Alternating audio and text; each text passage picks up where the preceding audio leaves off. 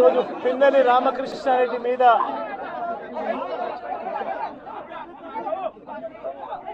తన మీద ఏకంగా 307 అంటే అటెంప్ట్ టు మర్డర్ లాంటి కేసులు పెట్టి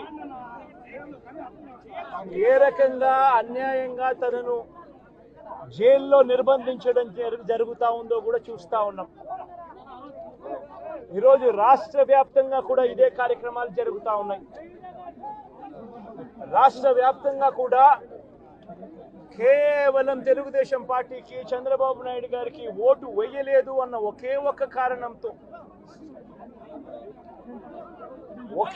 కారణంతో ఏకంగా ఆస్తులను ధ్వంసం చేస్తా ఉన్నారు, దొంగ కేసులు పెడతా ఉన్నారు.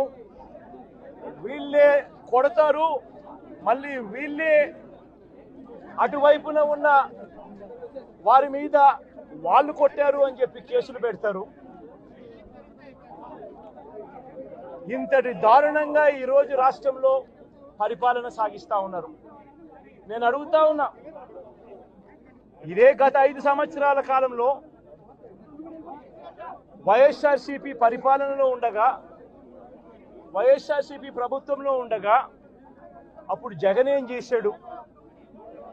కులం చూడలేదు, మతం చూడలేదు, ప్రాంతం చూడలేదు, చివరికి ఏ పార్టీకి ఓటు వేశారన్నది కూడా చూడకుండా ప్రతి పథకము ప్రతి మనిషి కూడా అర్హత అన్నది మాత్రమే ప్రామాణికంగా తీసుకొని ప్రతి ఇంటికి డోర్ డెలివరీ చేసిన ప్రభుత్వం వైఎస్ఆర్సీపీ ప్రభుత్వందైతే, జగన్మోహన్ రెడ్డి ప్రభుత్వందైతే ఈరోజు కేవలం తెలుగుదేశం పార్టీకి ఓటు వేయలేదని, కేవలం చంద్రబాబు నాయుడు గారికి ఓటు వేయలేదని, కేవలం ఓటు వేయలేదన్న ఒక్క కారణంతో ఆస్తులు ధ్వంసం చేస్తూ ఉన్నారు, మనుషులను కొడతా ఉన్నారు, కొట్టి మరి కేసులు పెడతా ఉన్నారు.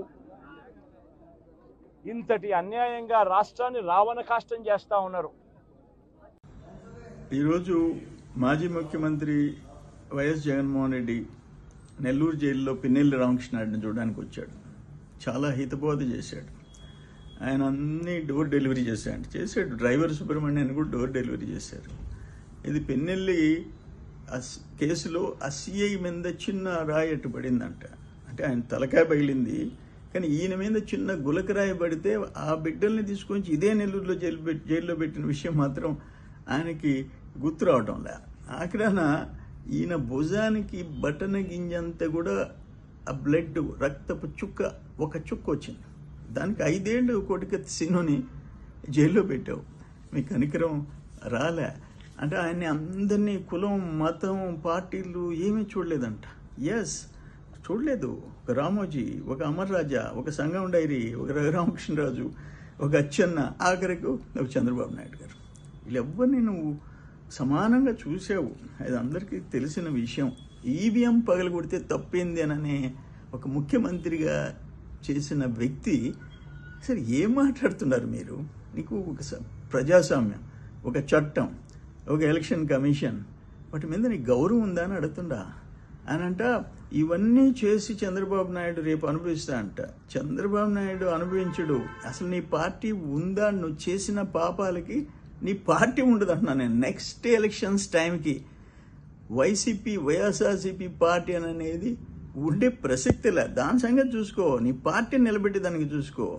చంద్రబాబు ఉండేది లేనిది ప్రజలు నిర్ణయించినారు. చంద్రబాబు నేనంతా మంచి చేశానన్నావు. నేను మంచి చేస్తే 11 సీట్లు, నీకు 11 సీట్లు నువ్వు మంచి చేసావా? దుర్మార్గాలు చేసావు, అనుభవిస్తావు. బట్ ఈరోజు మాత్రం నవ్వు వస్తుంది తమరు మాట్లాడిన మాటలు చూస్తే. తమరు మాట్లాడిన మాటలు చూస్తే చేసిన పాపాలకి ప్రాయశ్చిత్తం తప్పదు.